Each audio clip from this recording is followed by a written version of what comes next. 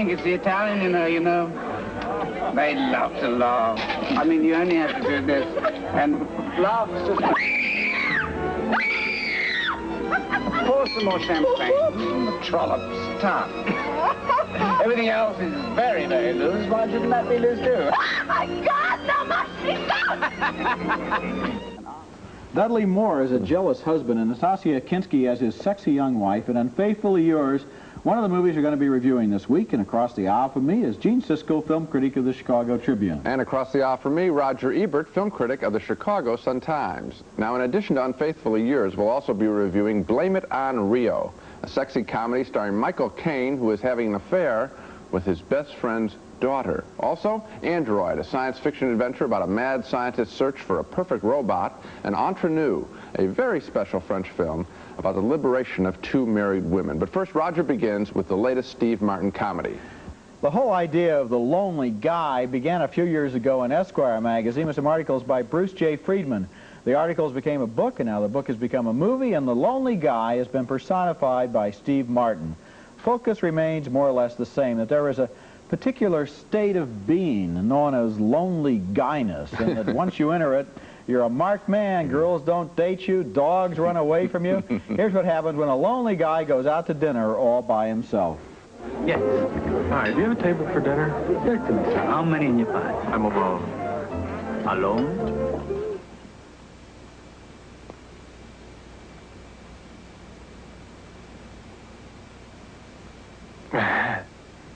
Follow me, sir.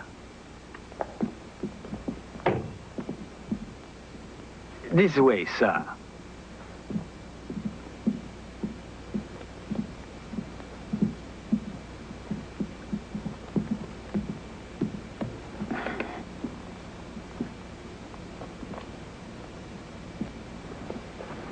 Thank you. Would you care for a cocktail, sir? Yes, I'd like a Totkin Vonic. A Totkin Vonic? Yes. Very good, sir. Oh, and Captain, could you turn out the spotlight, please? Certainly. And could everybody go back to talking? Certainly.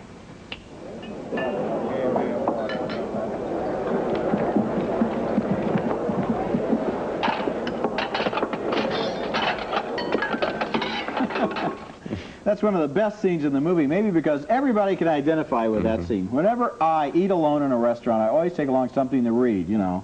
Like, I'm not really here to eat this food, I'm really here to read this book. Or you're waiting for someone to arrive. Exactly, waiting. Oh, they're not here, you know, it's been since Tuesday. Yeah. Since there are a lot of lonely guys and a lot of lonely girls in the world, you'd think this whole movie would be easy to identify with, but unfortunately it's not.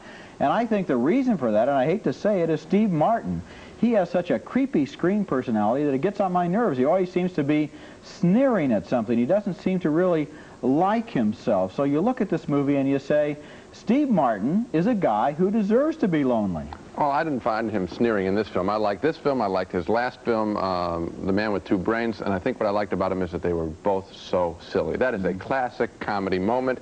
If Mel Brooks did it, or Woody Allen, people will be writing about it as a classic in the history of movie comedy. I think this film has other great scenes. There's all these guys, he goes to a bridge, and all these guys are committing suicide right by him throughout the whole picture. I think that's a funny idea. They also have a scene where he's on a rooftop, and he's calling out to his girlfriend, and there are other guys start popping up on other rooftops. They're all like hound dogs calling out funny bits. But you know, it's funny, as you enact those scenes right here, I smile more than I did when I watched the movie because they're written as funny scenes. Neil Simon had a hand in writing the screenplay. After having seen all of Steve Martin's movies, I've eventually gotten to the point where I've got to admit something that I don't feel about any other actor, and I've got to be honest with you, I don't like him. There's something about him that makes me feel creepy. I feel that if the character were more innately sympathetic, if Woody Allen were playing the role, or Richard Dreyfuss, or Michael Keaton, or somebody like that, the movie would work twice as good. I think it's your problem for this film. I don't think it's the film's fault. I think this film is very, very funny until maybe two-thirds of the way through, where they try and turn him into a success rather than a flop. That doesn't work. But you liked Steve Martin? I liked Steve Martin doing this picture, which is this review. Coming up next at the movies, Dudley Moore suspects his beautiful young wife is cheating on him, so he gets a little upset. He plots to murder her. In Italy, we do it all the time after lunch. I'm sure you do. I'm sure you do. Going to your office must be fun. Our next film stars Dudley Moore as an insanely jealous husband, and he's got reason to be concerned. That's because he's a symphony conductor married to the beautiful Nastasia Kinski, and through a series of mistaken assumptions, he believes that she is having an affair with Armand Asante, who is a violin soloist with Dudley Moore's orchestra. Now, to try and catch them in the act, Moore goes to Asante's apartment, not realizing that, yes, he is having an affair, but not with the woman Moore suspects. Now, one more thing to fully appreciate this scene. You have to know that Dudley Moore gave his wife a gold pumpkin-shaped pendant. Oh. Are you okay? What? Are you all right? Yeah. Good. Chilly out? Huh? Brittle. It's a closet. Yeah, it's a big one. What brings you over? What? What brings you over here? I wanted to talk to you about that, you know, bar 34 in the first movie. You know, you want to broaden it? I think we should push straight through. Let's do it. I'm taking a shower. I got the water running. No, I don't hear the water. It's a relatively quiet shower. Yeah, I'll be right back.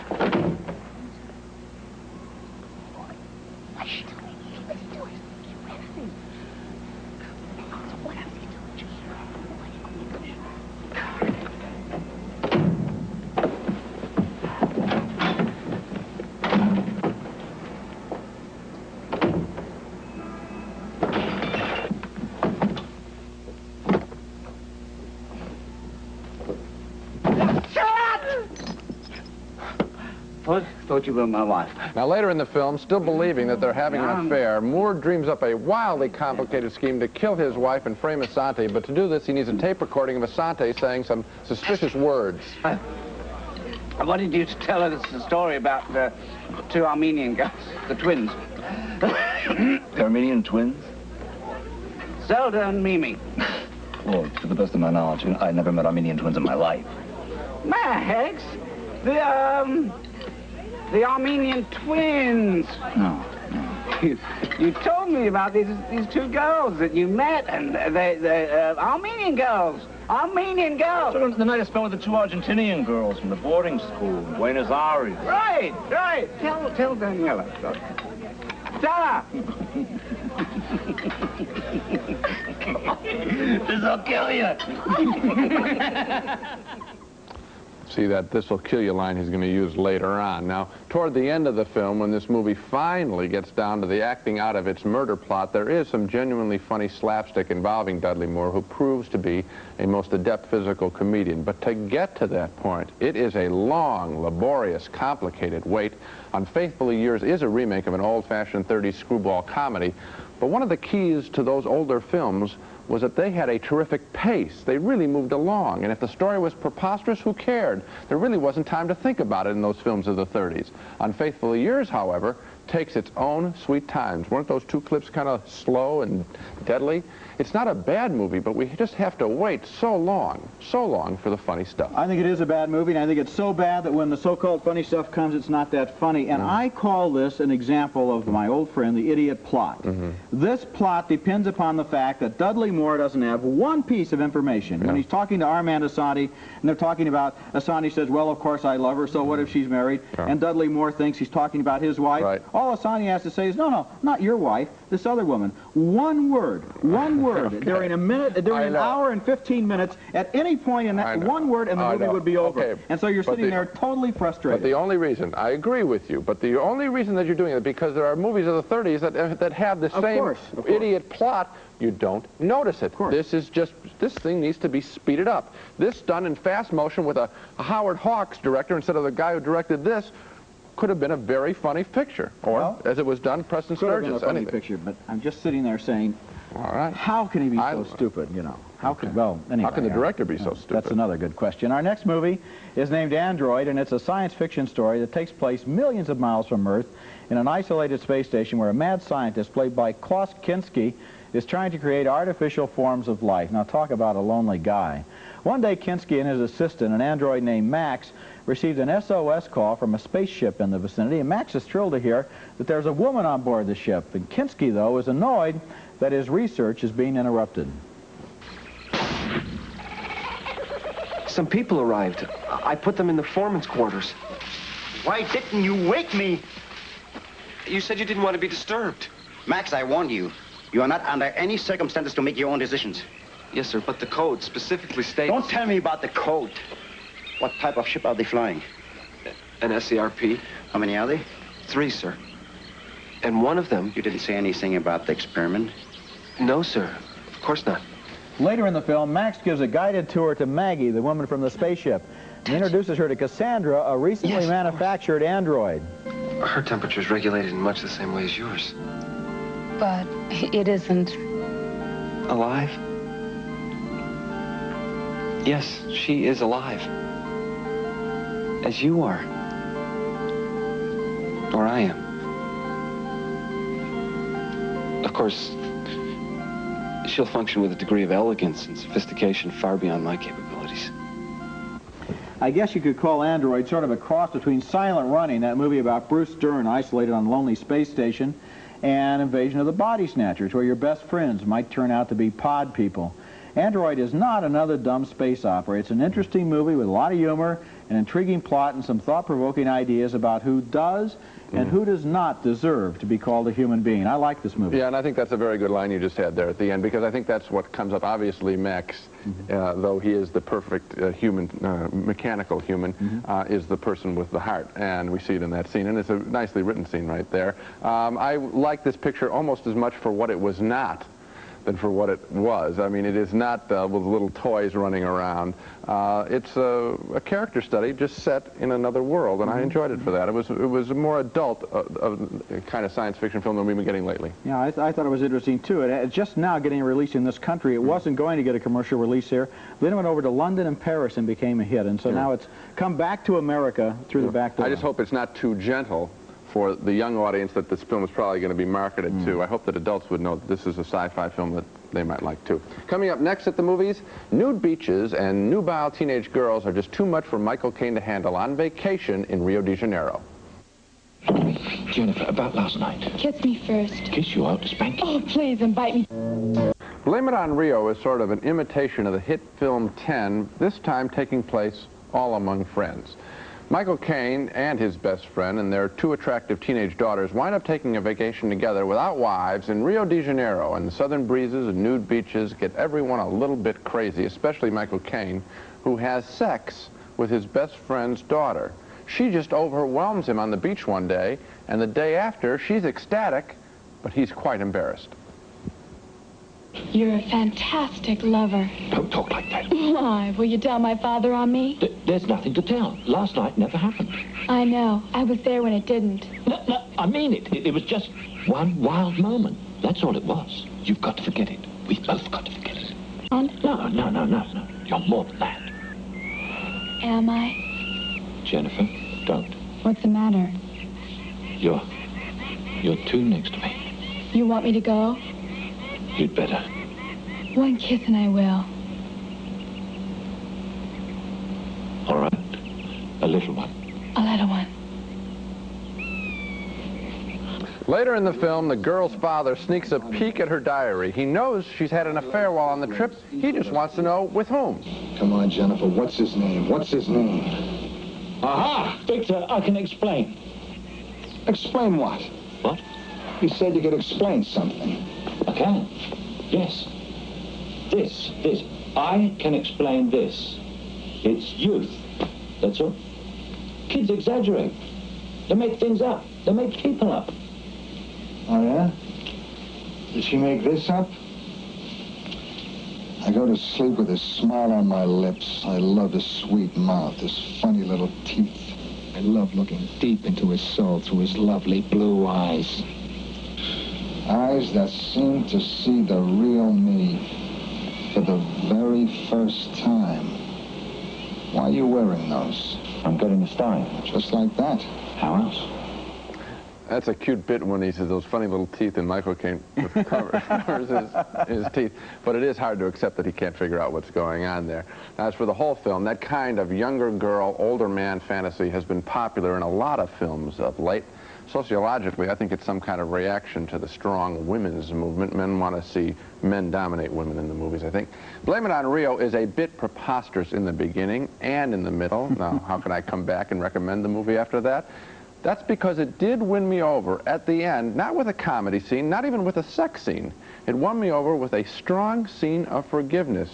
And that caught me by surprise, and I went out of this picture thinking about that as much as the sex in the beginning. I don't think the ending of the picture quite redeemed it for me, and I'll tell you, I think that you're right to compare it to 10. I think that they're trying to get the same kind of chemistry between Michael Caine, who's a very good actor, and Michelle Johnson, I think her name is, who was the Bo Derek person in this. Would be, not quite for me. Well, it's a matter of taste, but obviously she's supposed to be that kind of person. But the difference is the relationship has this enormous age difference, and she is really young. She is not Bo Derek, 19 or 20. She is a child, and that is potentially such a serious subject matter that the idea that they treat it as a situation comedy with who's going to jump out the window when somebody else comes in the door just doesn't fit. No, the film approaches sleazy. There's no getting around that. It approaches it real closely. Yeah, and at the same time, and I had that reaction, I just say that at the very end, I felt it justified getting close to sleazy. It can be a moral question, we can debate that, but in movie terms, I felt it justified it marginally. I'm not the biggest fan of this picture. In movie terms, maybe, but I think it raises some real important issues and just totally dismisses them because to even look at them for a little bit would ruin their whole idea of this lighthearted comedy. Well, next at the movies, 2 French women survived the war and their marriages.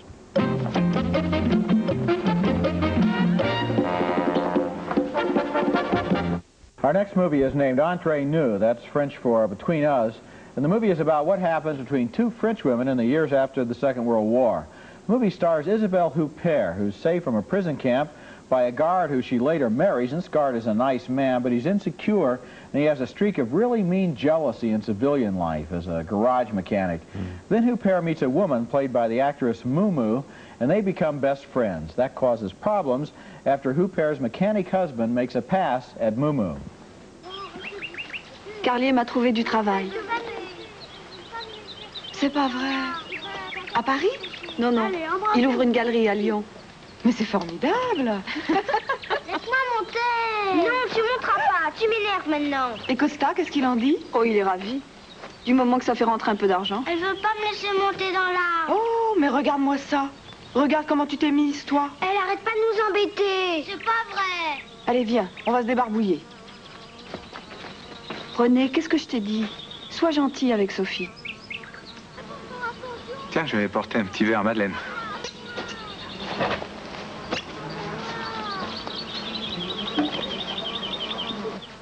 Alors, Madeleine, petite goutte? Oh non, c'est trop fort, je vais être sous. Si, mais il est tout abîmé, on l'a fait. Allez, avance maintenant. Où est Léna? Oh, décidément, il y en a que pour Léna. Moi, je vous intéresse pas. C'est vrai, vous me regardez jamais. Moi, je vous regarde souvent. Those 2 women become really close friends. They share their dreams and ambitions. Finally, they open a boutique together, but Isabelle Huppert's husband, who we just saw there, becomes insanely jealous of the relationship between the women. He suspects that they both look down on him, that they're the next thing to lesbians, and in one of the movie's really powerful scenes, he tears their shop apart with his bare hands. Entre, Nous is a movie that takes a while to get started. A lot of the material at the beginning of the film about the war years doesn't really seem to be necessary, but once it settles down to tell the story of that relationship, it's amazingly perceptive about these 2 women trying to control their own lives at a time when that was almost a declaration of war against men. I think it's a fabulous film, and I'll make this prediction. It's only February, but I'm going to say that I don't know that I don't plan on seeing a better film this year. I think it's really quite special. And you know, when people hear what the theme is about these women's liberation, you would think it would be standard bad men, good women, and, you know, sort of an a French unmarried woman or something like that. This film is very sophisticated because the women do establish their own lives, but at a very direct cost. This guy is not a bad guy. He is very clearly a product of his time. He is a good provider. He is given a chance to be a full character. He's a good husband, and the terms in which he was raised in the 1930s and 1940s, growing up in France, his job was to go out and work hard and put food on the table and put clean clothes on his kids. His wife's job was to stay at home. That's all he knows. And, you know, and he's actually wounded at her rejection, is what he sees today. And he is a better father, frankly, than she is a mother. That is not her agenda, motherhood. Her agenda is taking care of herself. It shows. This has all the force. People are talking about terms of endearment and how it has the rhythms of life. This film has it just as well. I was going to compare it to Terms of Endearment because both of them do cover a period of 10 or 20, 25 years and show how lives changed during that time and people changed. An excellent, excellent film. So much for the main movies on this show. To recap our reactions, Roger hated Steve Martin's The Lonely Guy. He votes thumbs down. He really hated Steve Martin. I disagree. I thought it was very funny and a little bit touching for at least 2/3 of the way. Thumbs up from me. We agreed on the Dudley Moore screwball comedy. It only works at the very end of the film. We agreed also that Android, the sci-fi flick, is worthwhile. A pair of thumbs up for that. And we differ in our appreciation of Blame It on Rio. Roger thought it was preposterous all the way through, kind of sleazy. I was won over only at the very, very end. And finally, the French film Entre, Nous was a film that this week we were both the most enthusiastic about. I think it's going to turn out to be, as I said, one of the year's best. So Entre, Nous, which is going into release right now around the country. That's it for this week. Next